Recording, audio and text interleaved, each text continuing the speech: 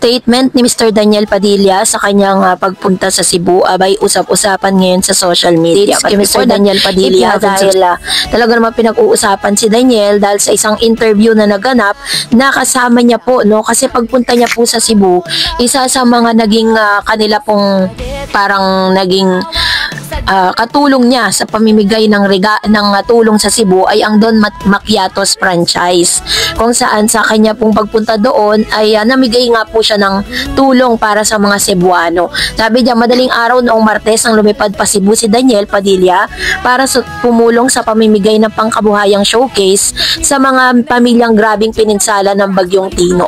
Hindi lang basta ayudang food packs ang pinamigay ni Daniel at ng owners ng iniendorso niyang coffee shop dahil pang matagalang tulong yon para muli silang makabangon sa pagkakalugmok sanhin ng pinagdadaan ng kalamidad. Katuwang ni Dij ang may-ari ng brand sa pag-abot ng libreng franchise ng coffee shop at pangkabuhayan showcase sa mga biktima ng bagyo sa Talisay City. Nagkaroon din ng pagkakataong makausap at makapamusta ng aktor ang mga nasalanta ng bagyo. Nakakatuwa nga na bukod sa tulong na negosyo ay aminado ang mga residente ng Talisay na napasaya rin sila nang makita at makausap nila si Daniel. Samantalang agad ding nagtrending sa social media ang video kung saan makikitang hinihintay pa ni DJ ang mga fans na tumatakbo para lang makapagpa-picture sa kanya sa may airport. Tumigil talaga ang aktor sa paglalakad para lang i-accommodate ang request ng photo op ng fans na nakakita sa aktor sa NAIA. So ganito po yung kanilang eksena noon, kung saan si Daniel po nakita niya po na dahil marami siyang mga fan na nag-aantay doon sa Cebu, doon po mismo sa airport na yon ay talagang tumigil si Daniel kasi pinagbigyan niya, in-accommodate niya po yung mga fan niya na nag-aantay para sa kanya. At the same time is personal po na pumunta si Mr. Daniel Padilla sa Cebu para po ipaabot yung tulong na kanya pong ibibigay para sa mga kababayan natin na nasalanta, no, kasi sunod-sunod nga naman yung trahedya na nangyari sa lugar ng Cebu. Kaya naman talagang hinangaan po si Daniel Padilla sa pagkakataong ito dahil grabe po yung kanyang pagbibigay ng tulong at ito po ay franchise po ito ng Macchiatos kasi alam natin na brand ambassador siya ng Don Macchiatos Coffee, no. So dahil dyan, yun yung nakipagtulungan sa kanila para talagang maipaabot niya yung kanyang tulong para dito. So panoorin natin ang isang interview na ito. Sir, kapatid, ayoko nung maraming camera. So kung pwede lang, ako may camera ko pero para sa memory ko yan. Ikaw, ang dami mong camera kasi kung okay lang isa lang para lang din sa documentation mo. Kung pwede, wala tayo. Kasi kung tutulong tayo, tulong tayo. And I think that is one thing that really resonated with Don Macchiatos. Kasi kahit kami, tumutulong kami, we don't even need the recognition of other people. Yeah. What we're doing is for the good of the people. And I think that speaks more than... According to dito po sa interview na ito, ay nakiusap si Mr. Daniel Padilla na sa pamimigay po nila ng tulong sa Cebu ay mas nais niya sana na wag masyadong maraming camera kasi parang mas gugustuhin niya na magpaabot ng tulong ng sikreto kasi nga naman di ba parang katulad po ng mga napapabalita ngayon, ayaw niya kasing magaya sa mga politiko na nagbibigay nga ng tulong pero for publicity lang, for publicity sake. So dahil po dito sinabihan nga po nitong si Mr. Daniel Padilla yung kanya mga kasama para po talagang ipaabot sa kanila na yun yung isa sa pinaka most requested ni Mr. Daniel. So dahil po dyan, mas lalo pong hinangaan si Daniel Padilla sa kanya pong mga sinabi. Hindi si Daniel mismo ang nagsabi nito, but yung kanyang kasama dun po sa event.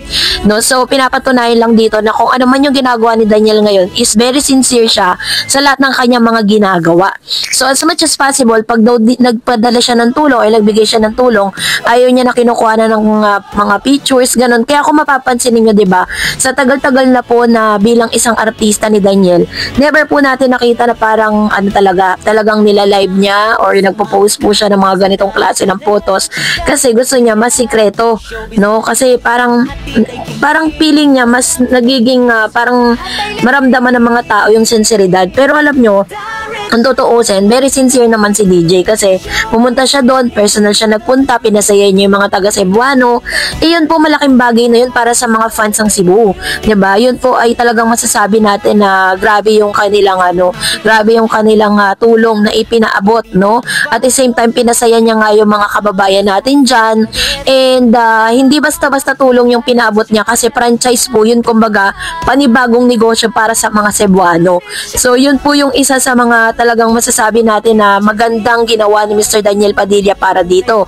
So, katulad po ng ilan sa mga napapanood natin or nababasa natin, syempre, meron pong isang issue si Daniel, di ba, parang nagsalita siya patungkol sa mga politiko. Ayaw niya pong maging mapoliticize, no, yung kanyang ginagawa na pagtulong. Kasi yun yung talagang yun talaga yung isa sa mga purpose niya kung bakit ayaw niya ng camera when it comes to giving back or parang pag-abot ng tulong, 'di ba? Pero inaasahan din natin katulad ng sinabi ni Mr. Robin Padilla, kasi meron pong sinabi si Robin na meron daw pong gagawin na pelikula or serye si Mr. Daniel kasi pinamana niya na po yung kanyang titulo bilang bad boy. Under Viva Films ay gagawa po ng Bad Boy or i-continue po ni Mr. Robin Padilla, and then eventually ay ipapasa na raw di umano ito kay Mr. Daniel. Kaya ang inaabangan po ng mga netizen ngayon, kanino niya kaya or sino kaya ang gustong maging love interest ni Mr. Daniel Padilla sa gagawin niyang pelikula. Yun po ang katanungan ng marami kasi 'di ba parang doon po kasi being bad boy is he's also a good lover. So yun po yung tema nung Bad Boy na yun, na ginanapan din yung iba't ibang artista na pinasa na hanggang kay Robin Padilla.